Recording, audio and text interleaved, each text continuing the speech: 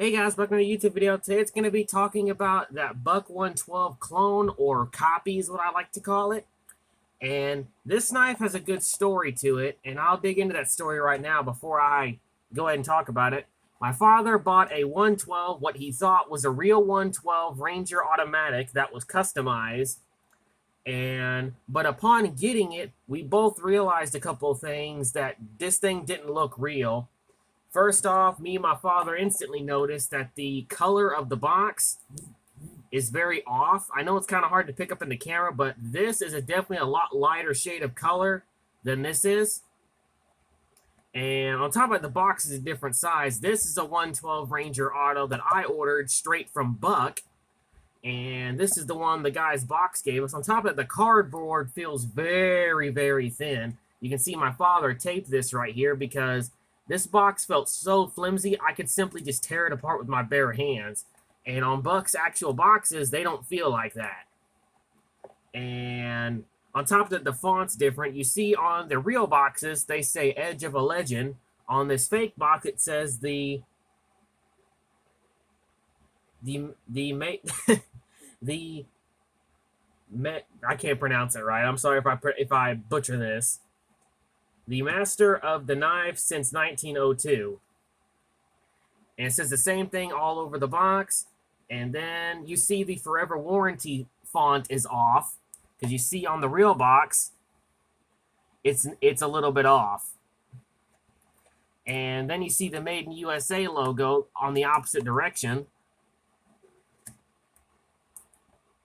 You can see it's a little bit off, even putting it this way. So that being put aside, and another thing me and my father noticed is, since I get the knives out right here, is this is the knife. This is a 112 clone. Another thing me and my father noticed is the way the blade is ground is not the way Buck normally does their blades. And the notch is in the wrong area, and the font is a little bit off. And the way it's put together does not scream the standards that Buck normally does. And the pins are missing right in this top area. And the machining does not feel smooth. I can easily catch my hand on a sharp area right here. That is clearly not the sign of Buck. And the grooves in here are very sharp. I could just run my finger through this and almost cut it. Again, that is not how Buck does their stuff. On top of the action is very, I wouldn't say good, but it's not great either. But anyway, getting back to the story. Anyway, my father at first purchased this for $150, which is way above what we found out this was actually worth. And luckily, the eBay seller was very reasonable. He did not know this was a fake. And how me and my father finally got the determination is I contacted my good buddy Robert, and he buys custom Buck knives all the time. And he gave me a valid answer. This is a copy. This is not real. And again, another thing that gave it is how slim this thing is. You see how it gets slimmer to the top, fat right here, and then left the original right here? Buck would never do that unless you asked it to be custom that way. And they claim this Buck is from 2013. I'm pretty sure it's not. They just stamped it on there. But luckily, the eBay seller was very reasonable. He did not know this was a clone or a copy.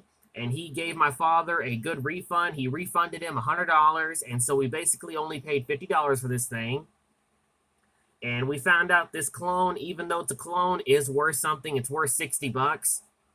And I love the story, and I love that we met an honorable eBay seller. So after my father was willing to sell it, I actually bought it from his collection. I paid him what he asked for it. I paid him what he paid for it, and now it's in my collection because I wanted to do a video like this comparing it side by side. But the story is now done. This is a real 112 Ranger automatic. You can see the snap on it's a lot different. Like, let me do a little sound comparison. This is the copy.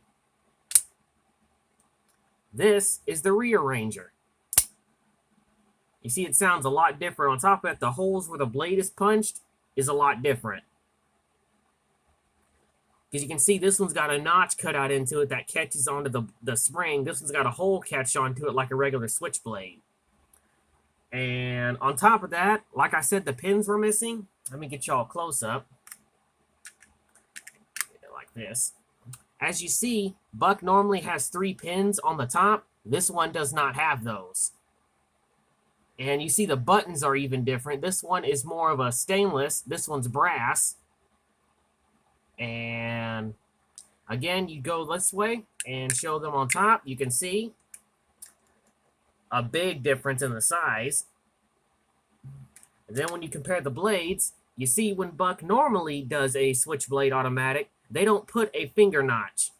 They never do. And whoever this person was decided it would be funny to put one on there. And you can see the way the blades are ground is very different. You can see the blade on the real Buck goes all the way to the back right here. And this one, it doesn't. It goes right, I would say, probably to the middle of the blade. And the blade thickness isn't even right either. And the way that the notches are cut out is the same way. Again, it's very deep right here, and this one, it's very shallow. So wherever this thing is made, be on the aware, because this isn't a real one. It's a clone.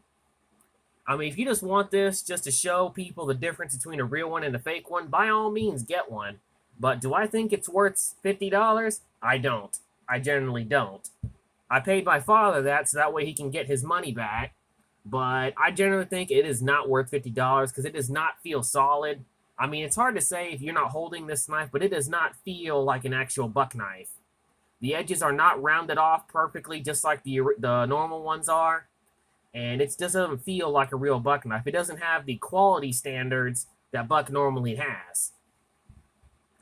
And again, when you compare them side by side, the shape is basically the same when you compare them side by side. But it's just there's a lot of differences, and it goes to show they don't really pay attention.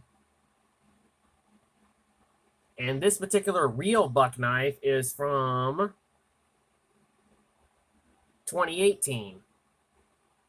So my point is that this is a clone. It's not real. And when I first bought this, I actually went on YouTube to see if anybody had done a video of one of these. And the only video I found was a guy who did not know what he was talking about. He called this a 110. And if you can't tell the difference between a 110 and a 112, you don't need to be talking about Buck knives. Because there's a big difference. But point is still standing, so I decided to do this video to show people that this is a clone, this is not. And just to show you all the differences side by side. Another difference is the pin construction. They got it mostly right, and it's hard. Again, I got to show you all up close. As you can see on the real Buck knives, they got brass rivets and a stainless steel one right here holding the spring in tension. On this clone, they don't. They're missing 2 pins, and the one main pin is a brass pin. Buck hasn't done that in a very long time. They used to do that, but they haven't in a long time.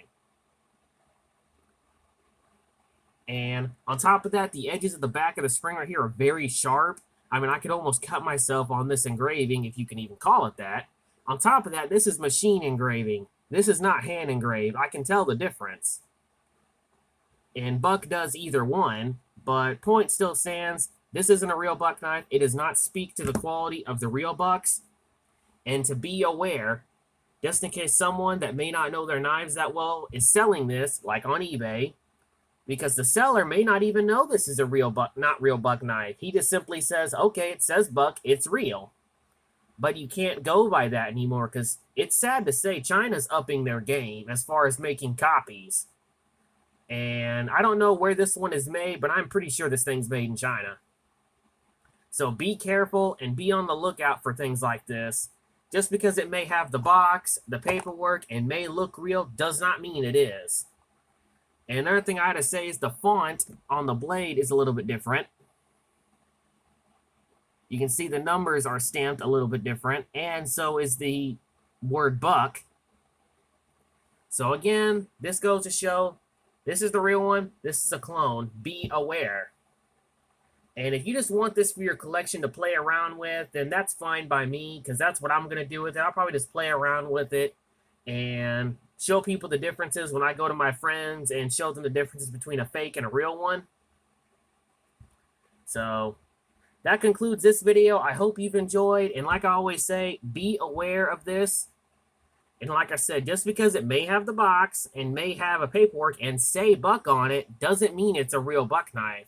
You have to really know your knives and do your homework, because otherwise you would get burnt like my father almost did. But I was very lucky. We were very lucky that the seller was very reasonable and that he was willing to give us a full refund. Well, not a full refund, but mostly a refund. So I hope you guys enjoyed the video. Thank you again, Robert, for helping me identify this. And I guess I'll end the video right here. As always, stay sharp.